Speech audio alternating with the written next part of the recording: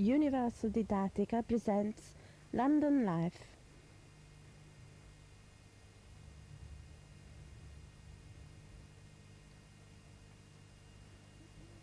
Here is a panorama from one of the many bridges which cross the River Thames.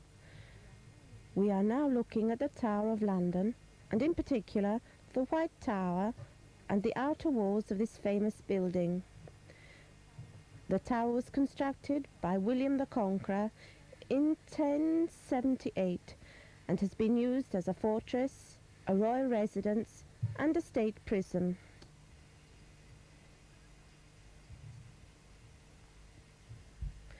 From the bridge we can observe the city, which is the commercial and financial centre of England. In the city, among many famous buildings and monuments, we can find Mansion House, the official residence of the Mayor of London, the Bank of England and the Stock Exchange. Here we are looking at London from the top of Big Ben, which overlooks the Houses of Parliament. Big Ben is a greatly loved English landmark and chimes every 15 minutes. And this is the River Thames. London's prosperity is linked with the Port of London. The Thames estuary flows for more than 50 kilometres from London to Tilbury. A third of Great Britain's commerce passes through this port, which is now one of the largest in the world. And now we are looking at St. Paul's Cathedral. This is the outside of the famous cathedral, which is situated in the city. Designed by Sir Christopher Wren and built between 1675 and 1710, its style is a mixture of classic and Barocco. This is one of the many beautiful parks to be found in London. Even if life in a large city is always frantic, just a short distance away you can find peace and quiet in one of these parks.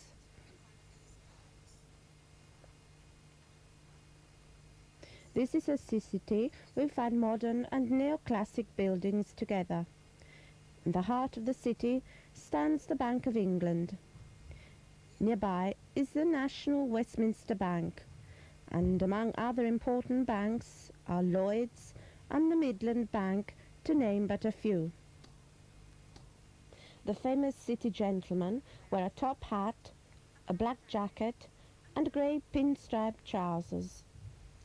They usually carry an umbrella and a copy of the Times under their arm.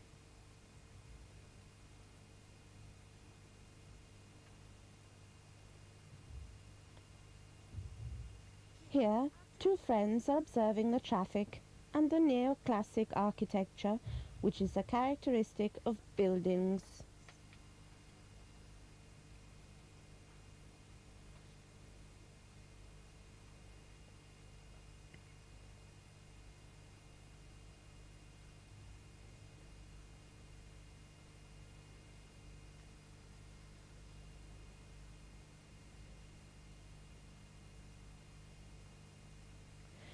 Another panorama of the traffic reminds us that in England the traffic is on the left, and this can make life rather difficult for tourists.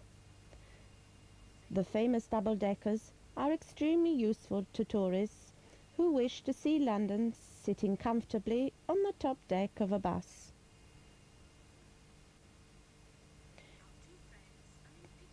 Piccadilly Circus today in the centre of modern London. It is surrounded by buildings which are almost completely covered by publicity signs, which are illuminated at night. In the middle of Piccadilly is a statue of Eros, the god of love. An old saying declares that if you stand long enough here, you will see all the world pass by.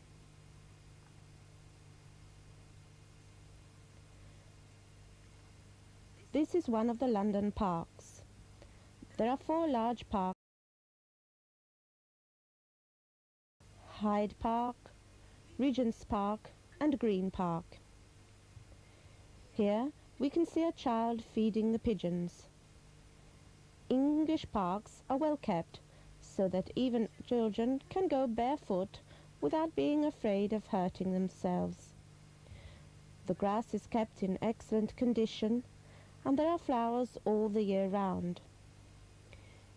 English people enjoy having a picnic in these parks because they feel as if they are in the country instead of a city.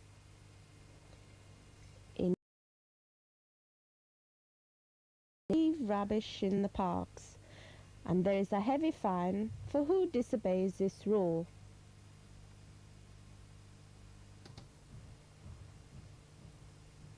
Here we are in St James's Park.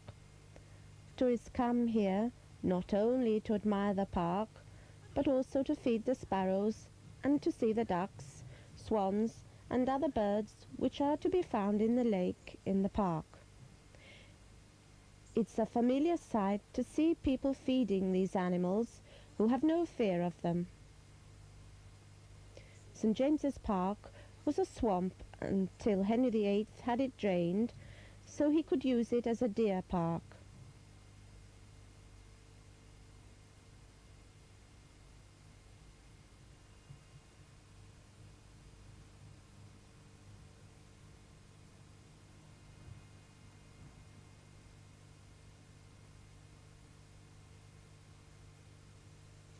During the reign of Charles II, gardens were built so that the members of the English court could enjoy the fresh air there.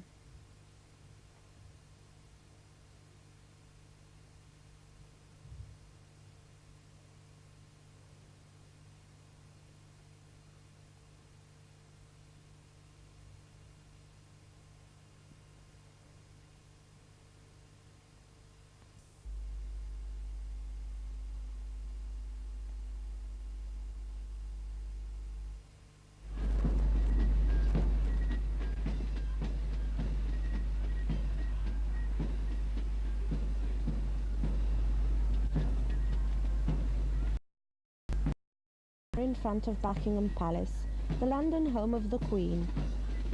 The changing of the guard takes place here, and when the Queen is in residence, the royal standard flies over the palace.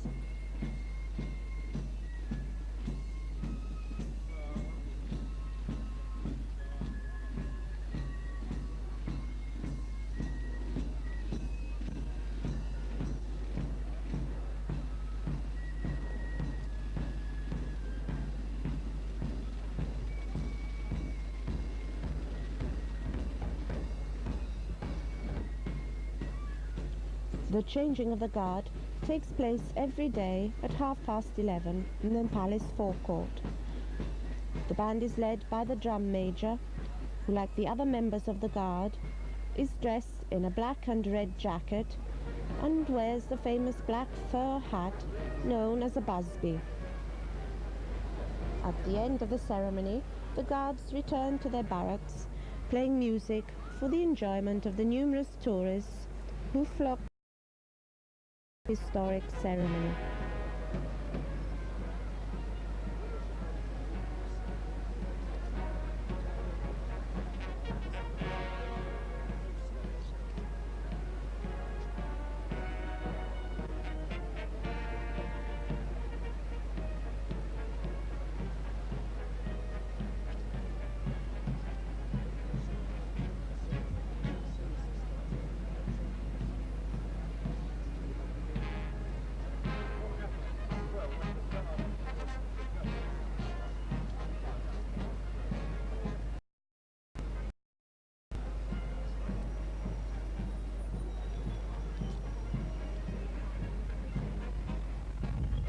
This is one of the most ancient English traditions and illustrates the precision and discipline typical of this country.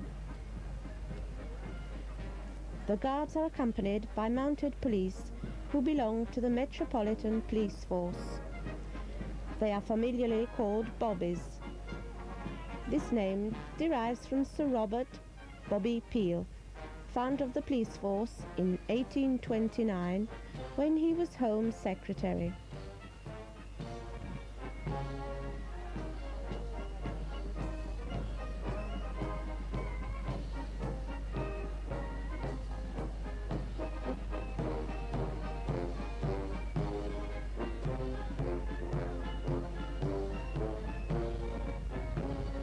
And now we are in front of one of the London parks.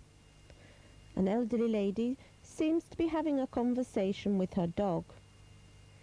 This is yet another example of the love that English people have for animals. It also shows us that even in a large city like London, you can feel lonely, but perhaps this dog is able to comfort his owner, as they really seem to understand each other. You vote for a party. You say, well, I'm a Conservative voter. I vote for the Conservative Party. And then it's the Conservative leadership that decide actually who is going to be in power in that party. Who is going to represent... This is Speaker's Corner at Hyde Park. Although In a public speaking place where every Saturday afternoon and Sunday morning anybody can state his ideas on politics, religion or any other subject of his choosing. 200 Conservative MPs in Parliament. It's exactly proportional. It's beautiful. I love it. The problem is that you've only got this one choice to say this is the party I want. You've got no say in the candidate. So although you're a Conservative voter, you may say, well, I vote Conservative, but the bloke who's actually running the Conservative Party is horrible. I hate him. He's got completely the wrong ideas about what I think should be right, what I think is right. He's not really tuned in with what I'm thinking, although the general Conservative ideology is mine. So really, you've just got to suffer. You vote for your party, and then you've got to take the consequences of whatever that party's leadership decide to do. You've got no further say in the matter, which isn't really very good, is it? See, in Britain at present, at least you've got your say in an individual. You actually vote for the local representative. You can actually go to... Speaker's Corner is another example of the absolute liberty and democracy to be found in Great Britain. Hyde Park covers an area of 360 acres and was originally used as a royal hunting ground by Henry VIII. You can go horse riding along Rotten Road, which is inside the park, or you can go swimming or boating on the lake known as the Serpentine.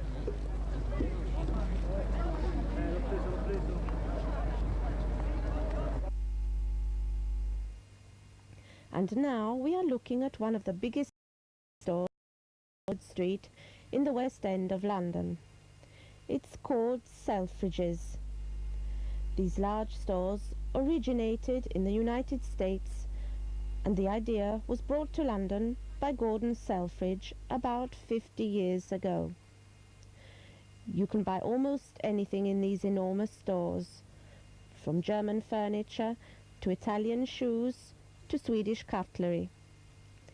Inside Selfridges there's a restaurant, a tea room, a post office, a travel agency and even an undertaker's.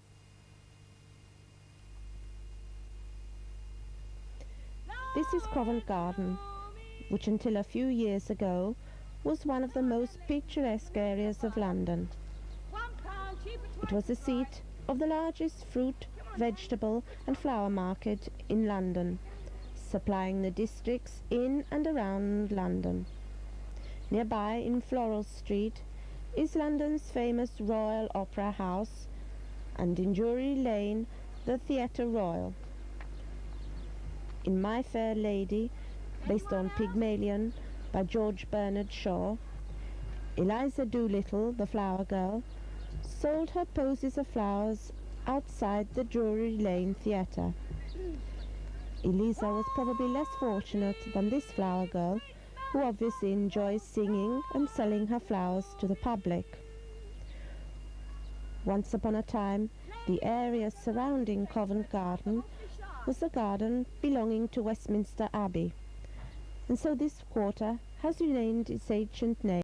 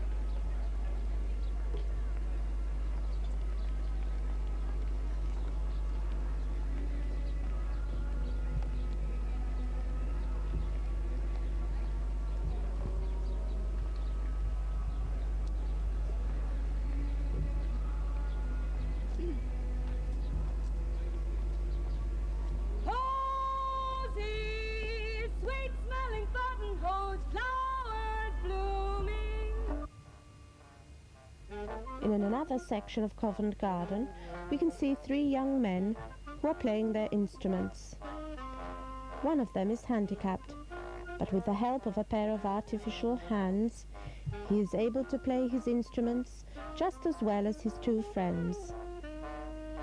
In London, there are who, in order to earn a little money, play in the streets or in front of cinemas where people are waiting to see a film. Often, especially during the winter, these groups move to the underground where it's less cold and where people will stop to listen to the music they play. It is important to remember that many of these young people are students at the Royal Academy of Music, and so more often than not are able to play their instruments extremely well. Others prefer to sing, and more than one pop singer has been discovered in this way.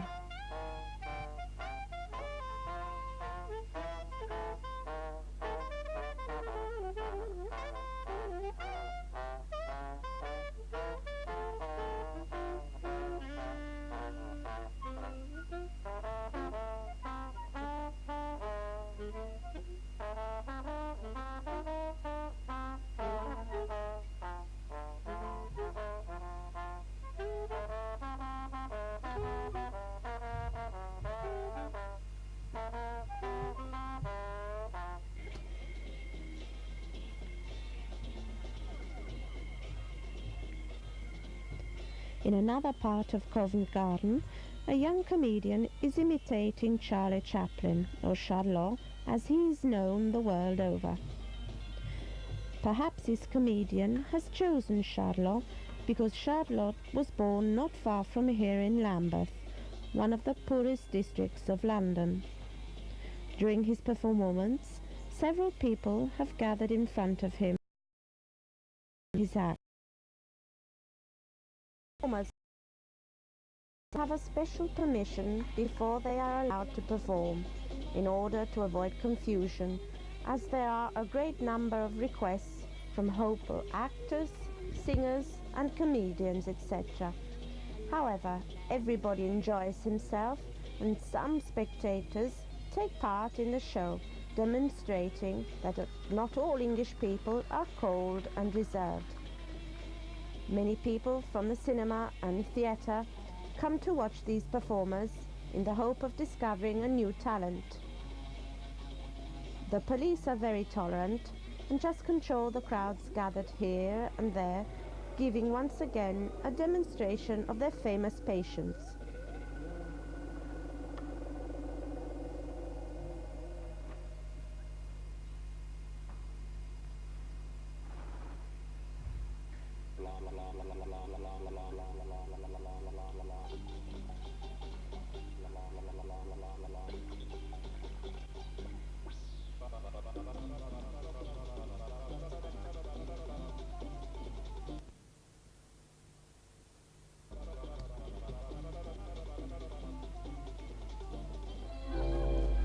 Charlot continues his balancing act. Now he has persuaded a young lady to help him. She is certainly very courageous to allow him to balance himself on her back.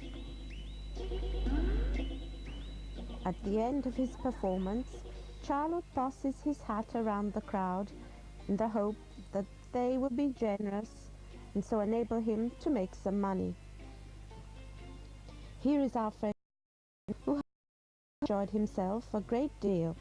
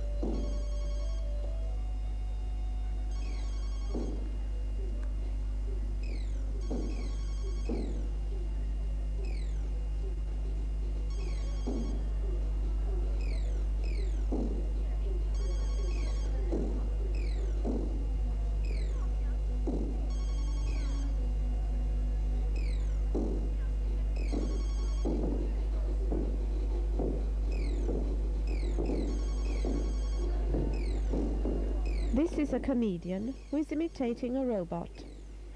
His movements are exactly the same as those of a robot, and he really doesn't seem to be a human at all. He's dressed as a city gent with his bowler hat, blue jacket and striped trousers. Several young boys are watching. Some are standing in front of him, some are behind him, and some are even sitting on the scaffolding, perhaps hoping in this way to avoid giving an offer at the end of the act.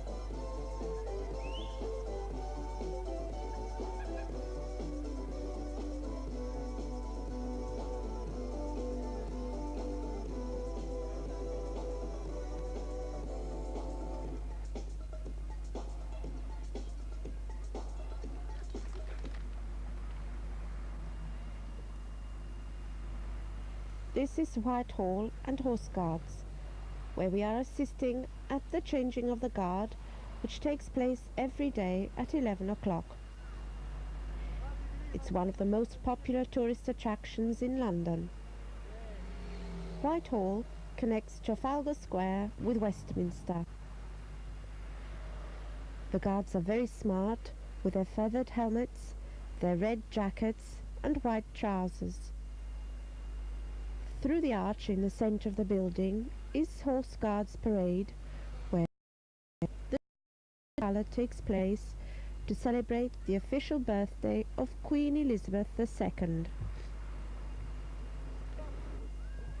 Now we are observing Nelson's column, which overlooks Trafalgar Square. The square was built in the middle of the 19th century to commemorate Nelson's victory over Napoleon at the Battle of Trafalgar. On the north side of Trafalgar Square is the National Gallery, founded in 1824 by Sir Joshua Reynolds and the Royal Academy.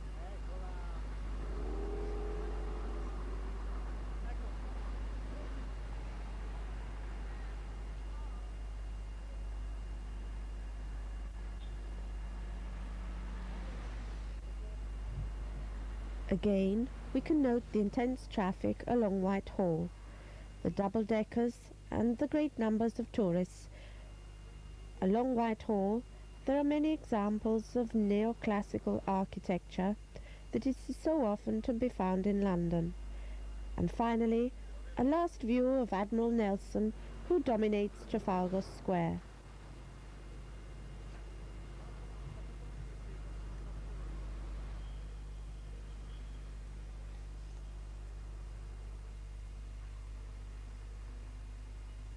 Here we can see some tourists who are taking a taxi.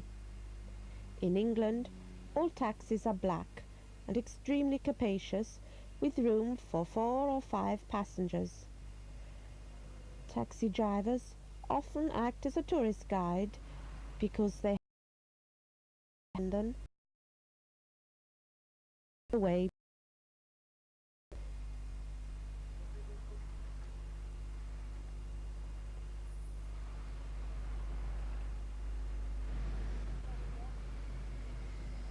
Along Whitehall, which connects Trafalgar Square to Westminster, is Downing Street. This is the London residence of the Prime Minister, who lives at number 10. At number 11 lives the Chancellor of the Exchequer. Two friends are speaking with the policeman, who is probably explaining that number 10 and number 11 are not open to the public. Westminster Abbey is the most important building in Gothic style of the 13th century to be found in England. Built between 1245 and 1270 by Edward the Confessor, it was consecrated in 1065. Its structure is similar to Reims Cathedral, whilst other particulars remind us of Amiens Cathedral and the Sainte-Chapelle in Paris. The cloisters are in part 13th century and in part more recent. The cathedral chapter is also 13th century. Inside the abbey there are some splendid tombs dating back to the 13th and 14th century, and some 19th century marble statues. Henry VII's chapel, in late Gothic style, concerns tombs sculptured by Torrigiani. Can be found the coronation chair, which encloses the stone of Scone. This has been used at every coronation since Edward II. Here we are in Parliament Square, and from here we can see Big Ben. Big Ben is the name given to the bell in the Palace of Westminster, and has its origin in the name of Sir Benjamin Hall.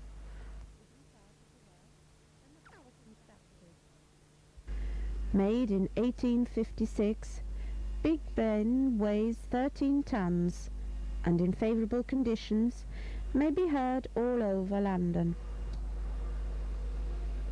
In the last 10 years, London has seen an enormous development in art and cultural activities. In every part of the city, new ideas have developed to satisfy the wants and needs of tourists who visit London all the year round.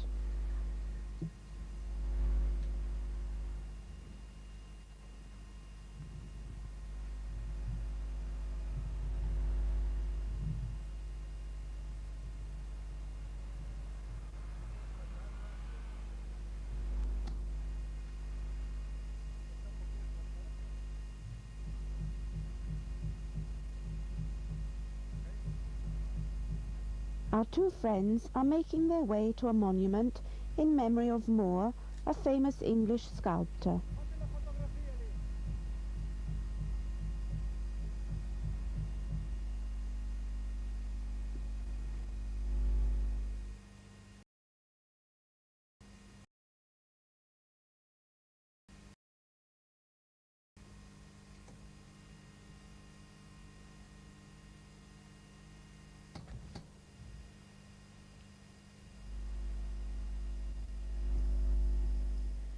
Here we are looking at the Houses of Parliament from a park that overlooks the Thames.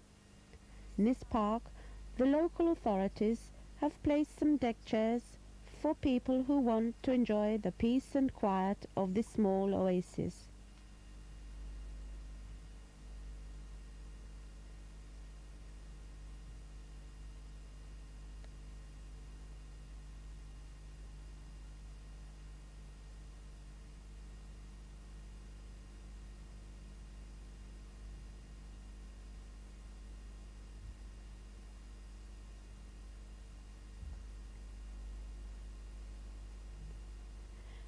People can lay in the sun, women can sit and chat, whilst their children enjoy themselves playing on the grass.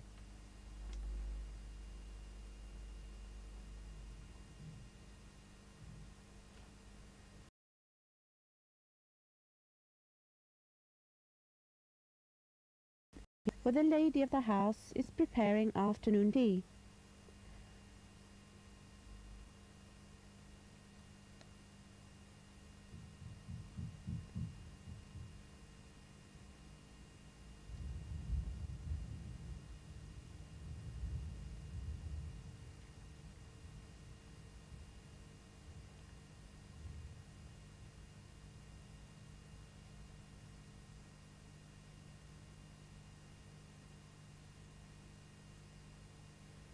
She has placed the cups and saucers on the table and is now carefully adding some plates and knives.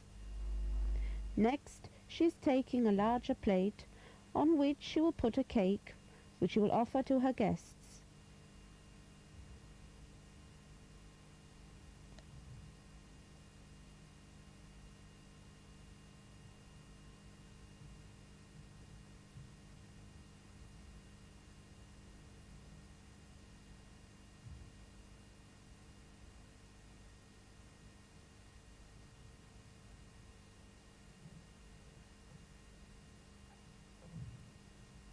From the cupboard, she takes a sugar bowl, which she places on the table. From another cupboard, she takes the sugar, which then pours into the sugar bowl.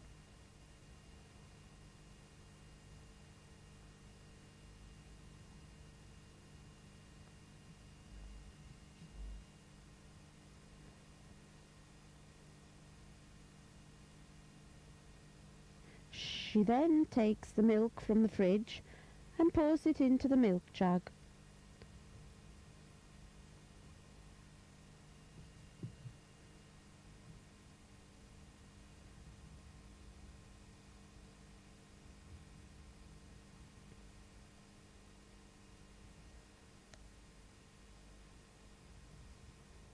We mustn't forget that English people drink tea with milk and not lemon. She adds some teaspoons and some small plates for the cake, and now the table is almost ready.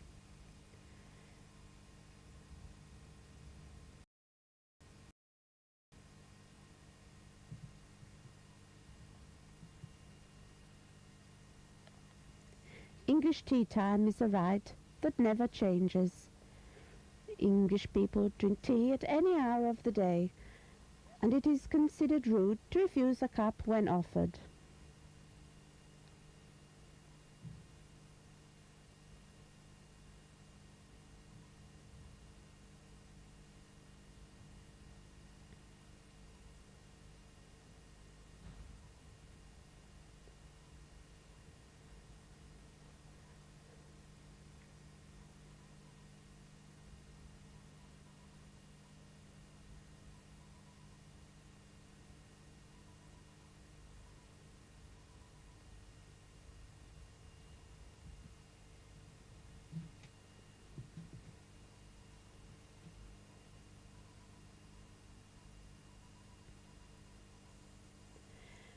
And now for the preparation of the tea itself.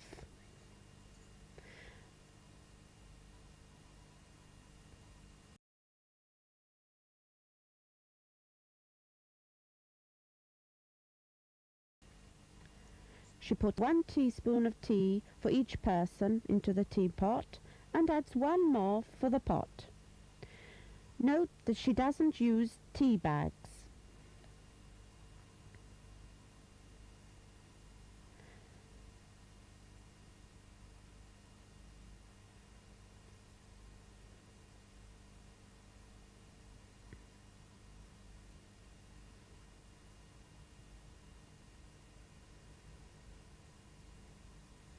The cat is busy watching this procedure, and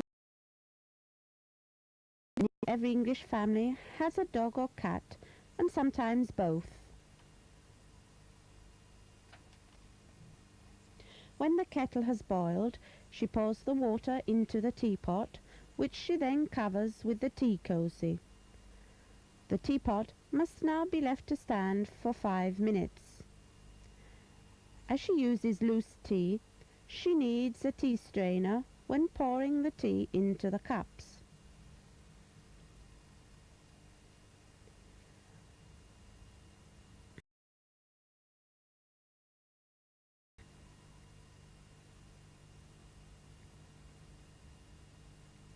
In this house, the people are having afternoon tea, but in the north of England, high tea is more usual. High tea is taken between 5 and 6 o'clock and consists in ham or tongue with salad or kippers or salmon or sausages. All this food is accompanied with cups of tea and bread and butter. This is followed by tinned fruit and cream or custard, and to finish with there is a cake. The lady is pouring the tea into the cups. The tea is still very hot, so in a few minutes the family will sit at the table and begin this ceremony.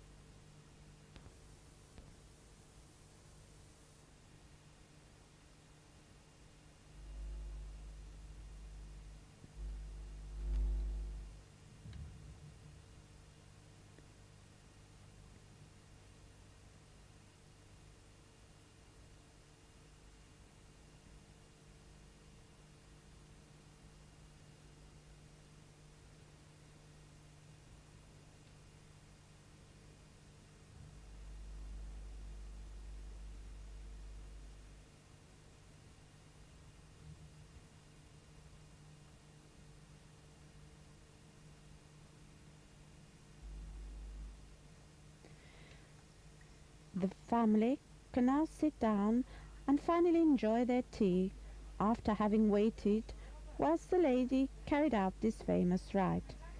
They take some cakes, look for the sugar which they put in their cups, and then they are ready to drink their tea.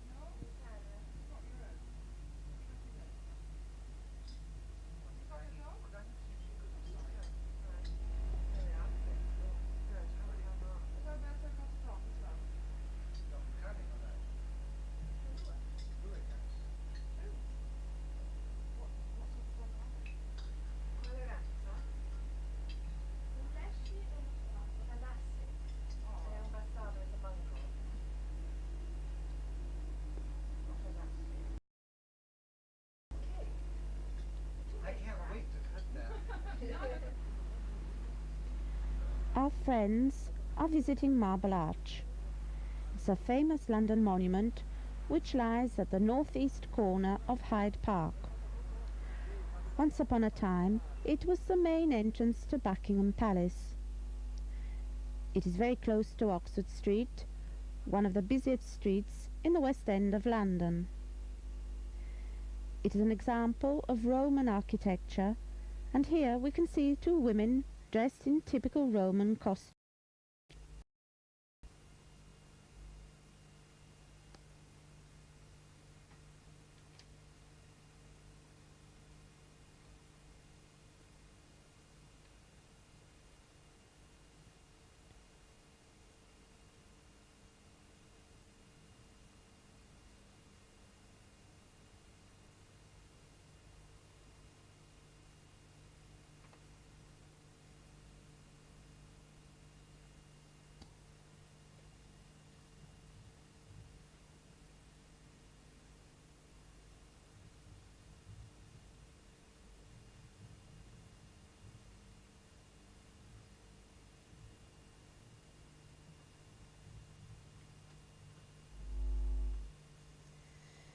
This is Portobello Road Antique Market, situated in Notting Hill Gate. Here, every Saturday, the antique dealers hope to sell their goods to the many tourists who crowd this famous street market.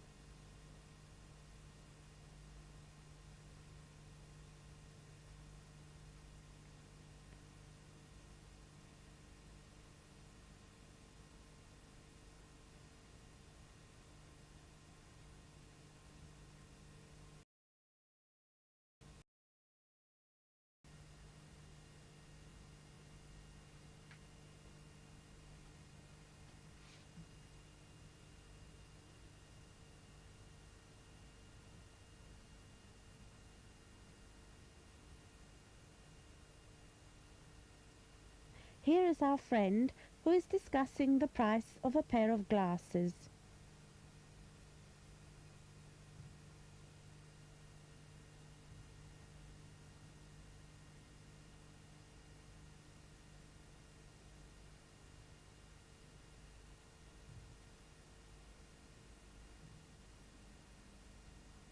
While Carlo is asking the price of a pair of glasses and the price of this object used for clipping the ends of cigars.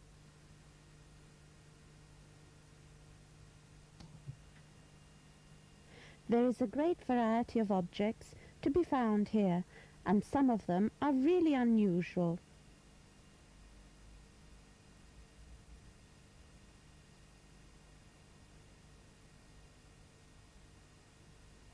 Portobello is always crowded, but fortunately traffic is not allowed here.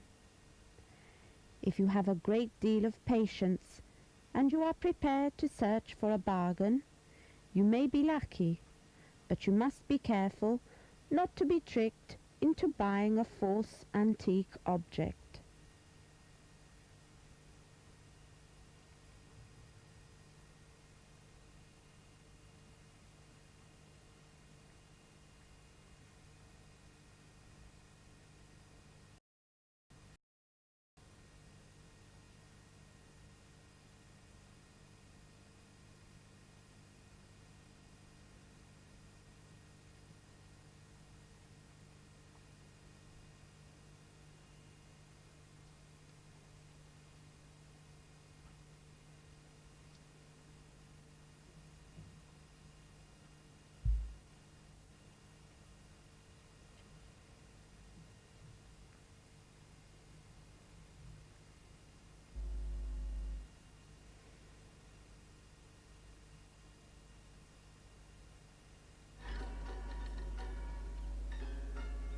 A symbol of Portobello is this barrel organ with a parrot sitting on top. The man is probably a real Londoner, or Cockney as they are known, who travels from market to market with his organ and parrot in the hope of making some money.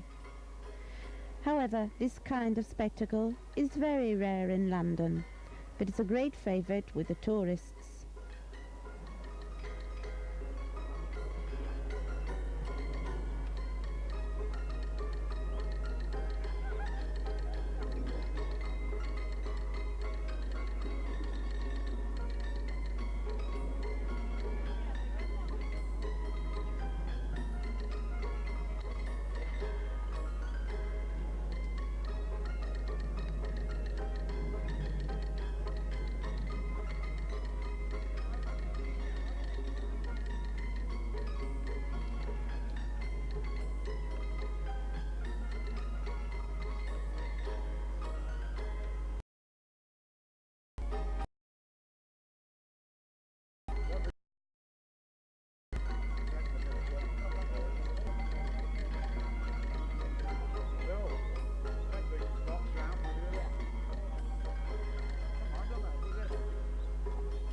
Two friends are choosing some postcards which they intend to send home so their families can see the places they have visited.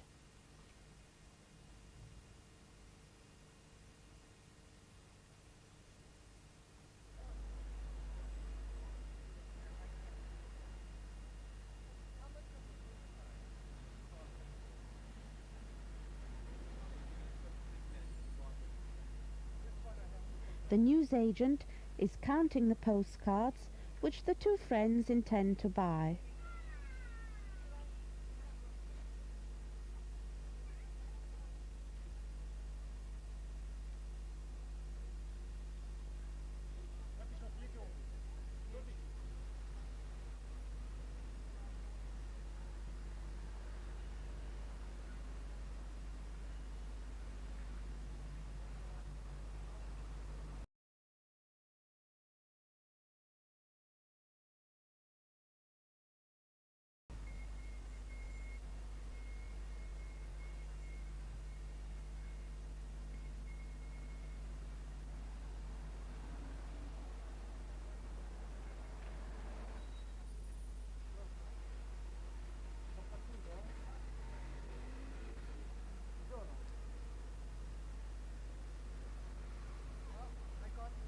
He goes into the post office to buy the stamps, and our friend places the cards in the part marked abroad, because the other section is for local correspondence.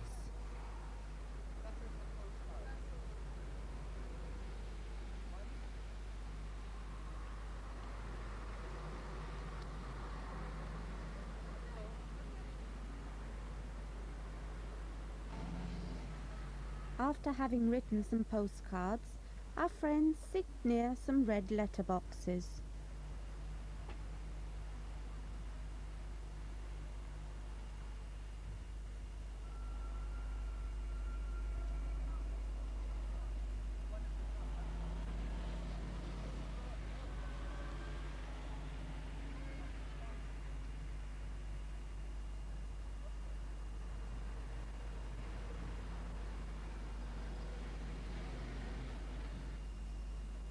Our friend accompanies the young lady to the bus stop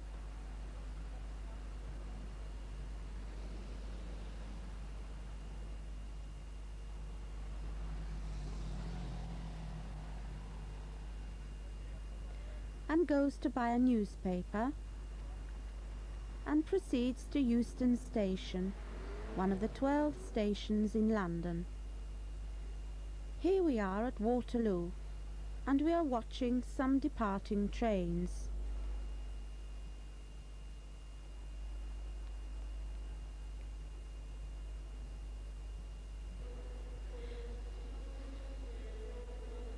People are waiting in front of the gate until it is opened.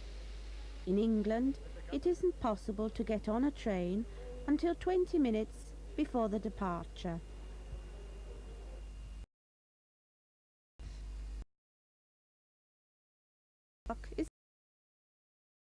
In this park is the lake called the Serpentine, which is used for bathing and boating.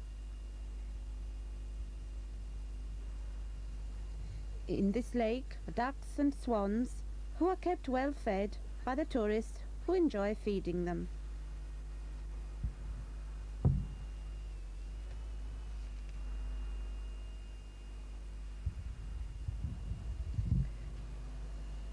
This is the Odeon Cinema in Leicester Square in the West End, seen from the top of Big Ben.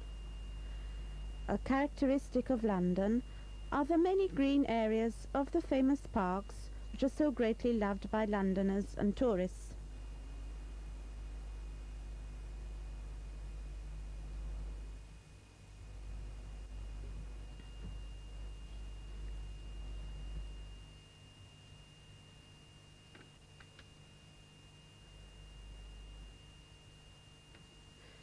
This is a dome of St. Paul's Cathedral in the city, and we can see quite clearly the neoclassical architecture of this church. St. Paul's was built between 1675 and 1710 by Sir Christopher Wren. The dome is 108 metres high, and during Wren's time, the cathedral was the tallest building in the city.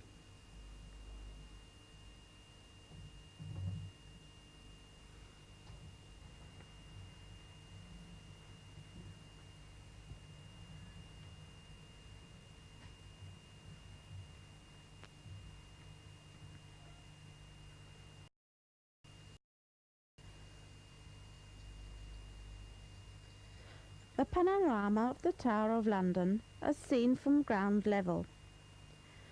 The tower is a square-formed building which was built in the 11th century by William the Conqueror. It has been used as a fortress, a royal residence and a state prison. Today in the Jewel House is housed the wonderful collection of jewelled objects and royal emblems known as the Crown Jewels. The tower is guarded by the yeomen of the guard, who wear the uniform of red and gold tunics, the black velvet hat, and shoes which date from Tudor times. Here we are in the suburbs of London, where little boys are playing happily in a park. Other children are enjoying themselves while their parents are sunbathing. And of course, some children are playing the most famous English game of football. Football is the most popular English sport, and all men and boys love to watch the football matches which are shown on television every Saturday afternoon. Every school has its own football team, and during the football season, numerous matches are played between the different schools.